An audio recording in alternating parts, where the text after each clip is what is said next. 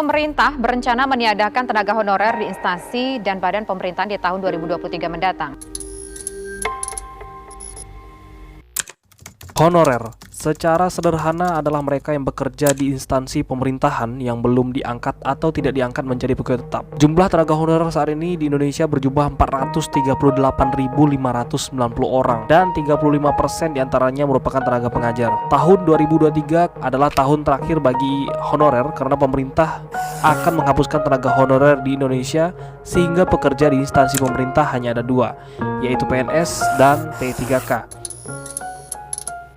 Terhitung sejak 2023 nanti, hanya akan ada dua kategori pekerja di instansi pemerintah, yaitu pegawai negeri sipil dan pegawai pemerintah dengan perjanjian kerja.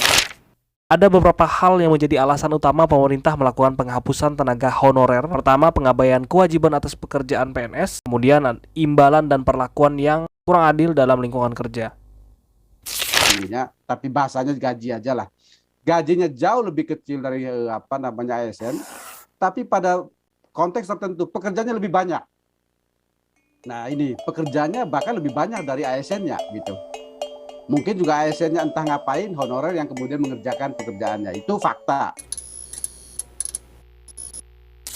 Dengan besarnya jumlah honorer di Indonesia menyebabkan sulitnya beberapa instansi pemerintah baik pusat maupun daerah beradaptasi menghadapi peraturan baru ini. Sejumlah kepala daerah meminta Menpan RB meninjau kembali surat edaran penghapusan honorer. Dari ketiga solusi yang ditawarkan pemerintah pusat, banyak pemerintah daerah yang lebih memilih agar diadakannya CPNS dibandingkan P3K apalagi outsourcing.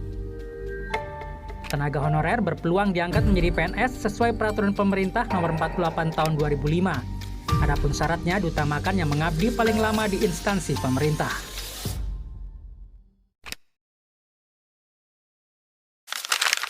Dilansir dari berbagai sumber, Menteri Pan-RB Cahyokumolo menghimbau para pejabat pembina kepegawaian instansi pemerintah untuk menentukan status kepegawaian non-ASN paling lambat 23 November 2023. Hal yang paling utama diharapkan adalah untuk menyusun langkah strategis penyelesaian pegawai honorer yang tidak memenuhi syarat atau tidak lulus seleksi CPNS dan P3K sesuai peraturan perundang-undangan. Di sisi lain, bagi instansi yang tidak mengikuti peraturan akan mendapatkan sanksi dan dapat menjadi objek temuan pengawas. Hal ini selaras dengan solusi yang diterapkan oleh beberapa daerah seperti Kalimantan Barat misalnya.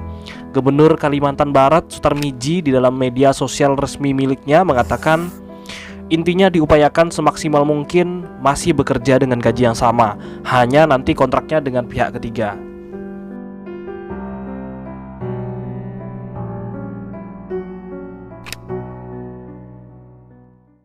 Surat dari Menteri Pan-RB yang baru-baru ini rilis 31 Mei 2022 perihal status kepegawaian di lingkungan instansi pemerintah pusat dan pemerintah daerah.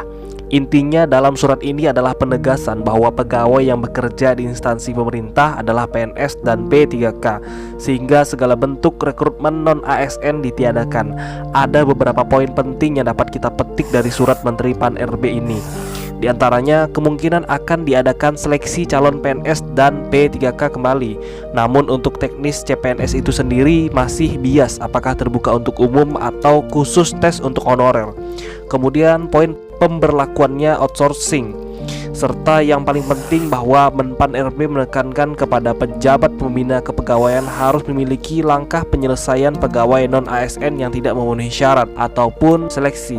Sehingga dari poin ini artinya pemerintah wajib memperjuangkan nasib honorer untuk tetap mendapatkan pekerjaan.